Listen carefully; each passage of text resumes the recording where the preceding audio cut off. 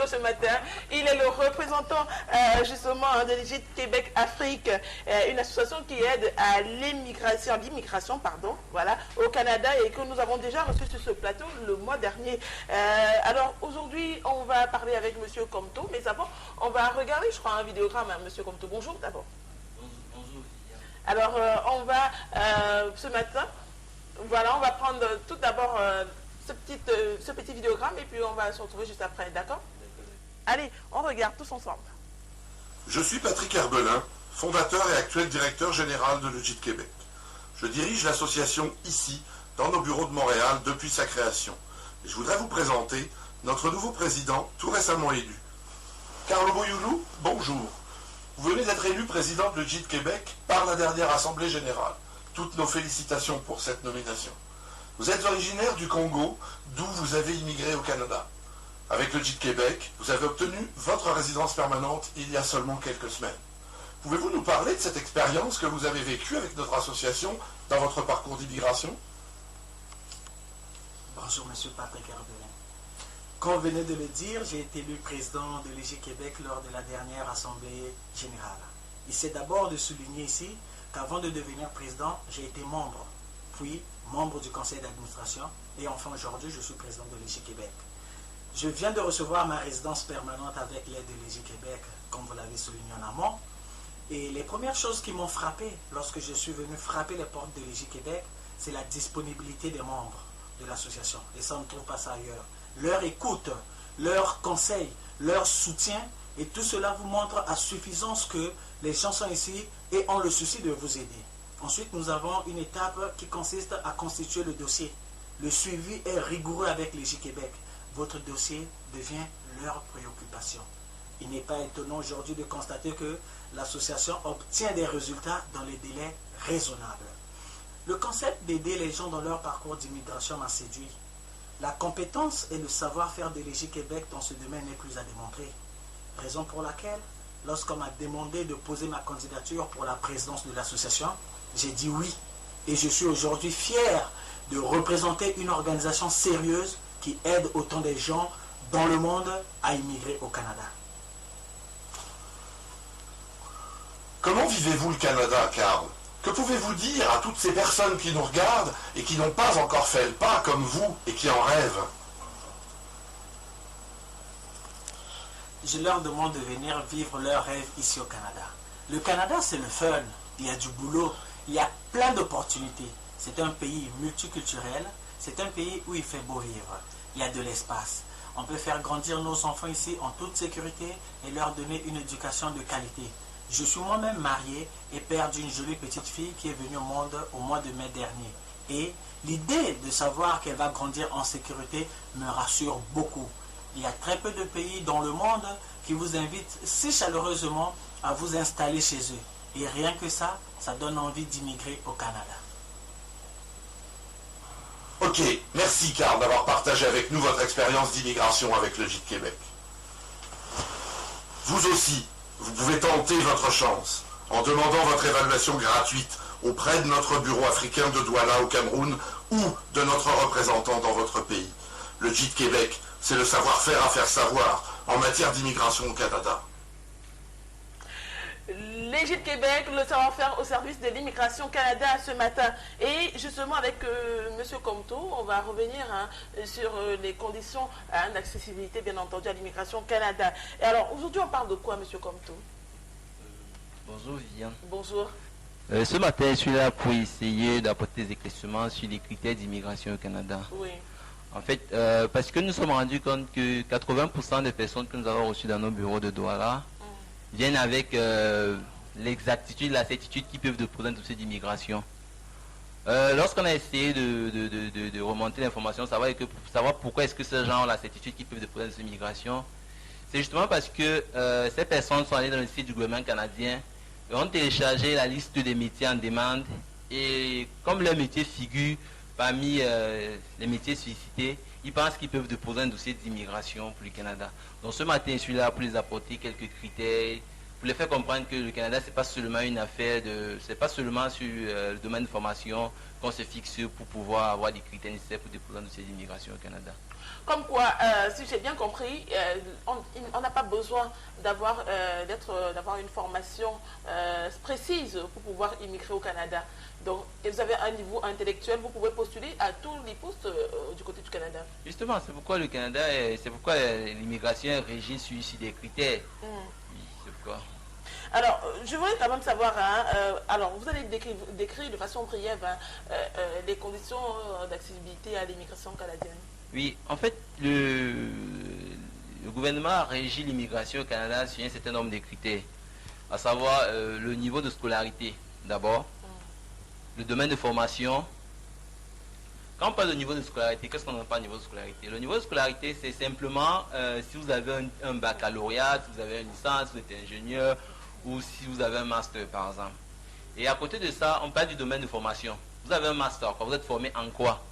J'ai une licence en marketing, j'ai une licence en vente, j'ai une licence en droit, ainsi de suite. Oui, même en douane aussi. Oui, également, il faut avoir une licence. C'est vrai que la douane a beaucoup de branches, mais ça fait partie du commerce. Ouais. Oui, donc il y a donc le domaine de formation, le niveau de scolarité, l'expérience professionnelle qui est un réel impact. Le gouvernement canadien reconnaît l'expérience professionnelle à partir de la cotisation des impôts ou la CNPS. Ça, il faut le savoir. Ne venez pas me dire, monsieur Comto, j'ai 15 ans d'expérience de travail. Si ce n'est pas justifié par des impôts, ce n'est pas reconnu.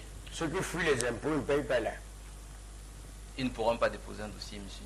Voilà. Alors, moi, ce que je voudrais savoir, par rapport à votre association, quel est le rôle de votre association dans le calcul des points auxquels vous avez fait allusion tout à l'heure? L'association a un très grand rôle au niveau du calcul de points, dans la mesure où lorsque vous déposez un dossier, on le fait étudier au préalable, c'est-à-dire qu'on le fait étudier dans nos locaux de Douala et ça se fait gratuitement. Oui, gratuitement. Oui, c'est important de savoir que pour calculer les points, pour savoir si vous êtes éligible à l'immigration Canada, vous calculez les points gratuitement à l'Égypte Québec, bureau de Douala. Oui, le rapport initial, c'est une étude qui se fait gratuitement chez l'Égypte Québec et se fait approuver par des consultants au Canada. Bon, une fois ils ont approuvé et qu'ils ont donné la certitude que vous pouvez déposer un dossier d'immigration, en ce moment, on pourra vous donner d'autres conseils. On joue également un rôle de conseiller dans notre association. Ça veut dire quoi? Ça veut dire que lorsque vous venez, par exemple, je prends par exemple un cas palpable, un monsieur qui est arrivé tout récemment avec une licence. Il avait une licence en droit, mais seulement il avait fait une formation en soudure. En soudure, oui. Soudure, parce qu'il avait passé, après sa licence, il a passé du temps, il a voulu s'insérer dans le domaine de l'emploi, il a se faire former. Et il a eu un diplôme de fin de formation en soudure. Alors il est passé dans nos locaux pour déposer un dossier. Alors il voulait le déposer avec la licence, mais seulement c'est quoi? C'est qu'avec la licence, il ne pouvait pas déposer le dossier. Pourquoi? Parce que la licence, par exemple, c'est un domaine de formation à 10 points. Et c'est un niveau d'études à 10 points et un domaine de formation à 0 points, parce que la licence, c'est pas dans la liste des métiers en demande. Par contre, avec son DEP, c'est-à-dire son diplôme d'études professionnelles, c'est équivalent également à 10 points au niveau de scolarité. Et maintenant, vous calculez ces points comment, vous savoir? C'est régi par l'Égypte Québec. Non, pas l'Égypte Québec, pas la réglementation canadienne. Oui.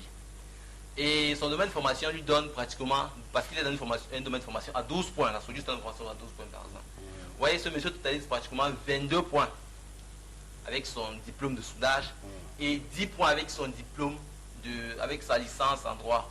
Donc c'est pourquoi généralement, généralement quand des personnes passent, on les demande s'ils n'ont pas d'autres formations pour voir dans quelle mesure on pourra les orienter pour que les dossiers puissent aboutissent. Donc, il faut donc avoir combien de points? Parce que si... Le minimum, surtout. Oui, le minimum pour une personne seule, c'est 55 points sur 123 sur 109 points. Ah, donc ça veut dire que 10 plus 12, ça ne lui donnait même pas 40. En fonction de la quantité des points qu'on est privilégié, c'est-à-dire que celui qui a peut-être 52 points et celui qui a 90 points, par exemple, est-ce qu'il y a un avantage sur ce domaine-là? En fait, depuis le 1er août 2013, il n'y a plus de dossier prioritaire. Une fois que vous êtes éligible, on vous suit comme tout le reste. Que vous ayez 59 points. Ou bien même 108 sur 109. Oui. L'avantage au nombre de points, ça va beaucoup jouer au niveau de votre insertion au Canada. C'est-à-dire que le travail, par exemple, celui qui a 58, 59, 70, par rapport à celui qui a 52, ça veut dire qu'il a un domaine de formation qui est tellement sollicité au Canada. Ça veut dire qu'à son arrivée, il va facilement s'insérer dans l'emploi par rapport à celui qui a moins de points que lui. Alors, si je comprends bien, tout le monde peut immigrer au Canada. Ça dépend maintenant de ce que tu as fait. Bon, un comédien comme moi là, si je veux venir là-bas, il me faut combien de Il points? manquait plus que ça, Viviane. À 55 points. Il faut 55 points pour ça. Et qu'est-ce que je dois faire? Je connais tu arrêter les multiplies- micros. tu multiplies les formations, Monsieur c'est le bien Sassou de compris. la CNPS, Est-ce que? est-ce que vous payez des impôts? Pose une autre question. On passe sur ça. Allez, donc si je comprends bien, tout le monde peut être éligible à l'immigration canadienne à condition d'avoir à condition de cumuler le nombre de points nécessaires. Oui, tout le monde peut déposer un dossier d'immigration à condition effectivement de cumuler le nombre de points nécessaires dont on a besoin pour votre processus d'immigration. Mais moi, je voudrais... Oui, allez-y. En fait, l'immigration, nous appliquons simplement les lois régies par le gouvernement canadien. C'est pas l'immigration au Canada, c'est pas un problème d'argent, parce que les gens nous ont plusieurs fois contactés, nous ont dit nous avons de l'argent, c'est pas de l'argent. L'argent n'est pas un problème. Le problème, c'est les critères à remplir. D'accord. D'abord. Oui, d'abord. Vous n'allez pas vous acheter un diplôme, par exemple, vous ne pouvez pas le faire. Vous n'allez pas vous acheter la CNPS. Tu ne peux pas. Oui, vous n'allez pas vous acheter, je sais pas, l'expérience de travail, vous n'allez pas acheter des diplômes. Surtout l'expérience de travail. Le diplôme, ça se peut. Hein? Non, Il y a triple combat ça ne ici. se peut pas, ça se peut pas. Oh, ça va. Ça ne se peut pas. C'est la qualité de travail qu'on ne peut pas acheter. Parce que c'est toi-même qui travailles. Voilà. Donc l'argent, on peut l'avoir à tout moment, mais remplir les critères, on ne peut pas le faire chaque fois. Donc le plus important, c'est que vous soyez d'abord éligible. Si vous n'êtes pas éligible, ça ne sert à rien. Ne passe pas me présenter de l'argent ou quoi que ce soit. Parce que les gens sont passés plusieurs fois dans mon bureau, me disent, après un entretien, je leur dis, voilà, vous n'êtes pas éligible pour le Canada, pour ça, pour ci, pour ci. Après, ils me font comprendre qu'ils ont de l'argent, ils ont ceci, ils ont cela, mais attendez. Je leur dis, c'est pas possible. Ils me disent qu'ils ont leur réseau. Donc, si quelqu'un a des réseaux, ça ne vaut pas la peine de venir me voir. Parce que quand vous viendrez chez moi, on va appliquer uniquement les normes. Donc, c'est ça que nous basons sur les normes. Alors, pour tous ceux qui nous regardent ce matin et qui veulent justement immigrer au Canada, ils peuvent contacter l'Égide Québec, le bureau d'Afrique, et notamment le bureau de Douala. Les contacts, s'il te plaît. Oui, en fait, nous sommes situés du côté de Carrefour du Collège à Conquête. Nous avons le numéro du bureau, c'est le 33 11 82 68. 33 11 82 68. 33 11 82 68. 68. Ou le 77 05 54 82. Et on a un numéro orange qui est le 91. Sans publicité, bien sûr. 91 68 31 56. Du même papa et non. Allez. Nous Voilà. avons également une adresse email, ouais. notre email, nous avons deux adresses email. Nous avons afrique@legit-qc.ca ou Alexandre. Plus lentement cette fois-ci. Afrique. Afrique Ah. @legit-qc.ca ou alexandre.comto@legit-qc.ca. Attends, pourquoi tu parles L'Égide, rapidement? on va appeler l'Égide ce matin. L'Égide, Parle c'est doucement. L-E-G-I-T. Pour ceux qui ne connaissent pas l'orthographe exacte, voilà, pour pouvoir immigrer au Canada. Alors, ça veut dire qu'avec l'Égide Québec, bureau de l'Afrique, notamment, tout le monde a accès au Canada, tout le monde pourra aller au Canada. Ouais, Et à il dit travers- pas sur tout le monde, comme si peut-être il a tout dit là. il a dit qu'il faut cumuler Peut-être le nombre on de en- points nécessaires. Peut-être on Tout en le voit par rapport à monde qui l'idée peut nouvelle de remplir Dassault. les bonnes conditions et qui veut vraiment aller au Canada pour s'immigrer, comme il a dit, peut le faire. Et il ne serait pas une affaire de Mais maintenant, raison. celui qui vient avec l'idée d'un frappeur, un feuilleman qui va aller fabriquer les diplômes, qu'il sache qu'il sera coincé. Est-ce que j'ai menti, mon frère? Ça, ça, Voilà, 10. Allez, merci monsieur Comto d'être passé sur ce plateau. merci Viviane. Alors, on espère vous revoir très bientôt. Oui, très bientôt. Très bientôt. Il Allez, ne parle merci. pas comme un gosse. Merci, monsieur Kamto, tu dis, c'est moi qui vous remercie, madame. Oh là là, vraiment. Et quand on dit au revoir, il répond au plaisir. Oh, voilà, au plaisir. Ben, il faut maintenant qu'il attende, hein, Marilou souffle un peu. Ouais. Bon, sauf si- Alors, avant de partir, on va vous prêter au jeu. Hein. On a un petit jeu. Les téléspectateurs appellent pour nous dire un peu, hein, est-ce que vous avez déjà été abusé, hein, quelqu'un qui vous en prend les sous et qui ne remet pas? Oui, plusieurs fois. Plusieurs fois. La petite histoire? Tout Jusqu'à récemment. il a voyagé, il est parti au Canada avec ça. Non. Ça, il peut au Canada, je vais le rattraper. Il est parti à Toronto, Non, il ne peut pas aller au à Canada. Vancouver. Il ne peut pas aller au Canada, je vais le rattraper. Qu'est-ce qui s'est passé? Il a Ah, fait la quoi? petite histoire, En fait, c'est... c'est une camarade d'université avec qui on a fait le temps. Une fille en plus. Oui, une camarade qui a eu à prêter de l'argent à son petit ami, son soi-disant petit ami. Il lui a prêté 1 50 000. Et après, ça s'est mal tourné entre les deux, ils se sont séparés et elle a sollicité son argent. Le jeune homme n'a pas arrêté de lui faire des va-et-vient, aller à gauche, aller à droite. Et elle m'a contacté. Bon, moi, je lui ai orienté vers le commissariat spécial de Bonandior. Je dois la rencontrer, une dame qui s'est chargée de ça. Et le jeune homme a été appréhendé un jour avant. Un jour, c'est-à-dire il a été appréhendé le mardi. Le mercredi, l'argent est sorti. Mais...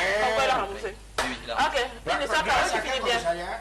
le commissariat spécial de Bonandior. C'est que de Bonandior. Mais c'est le vrai commissariat là-bas. Tu connais encore le nom du commissariat? Parce que les faux, il y en a On lui sur fait un le coucou. Allez, Constant Dasso. Allez.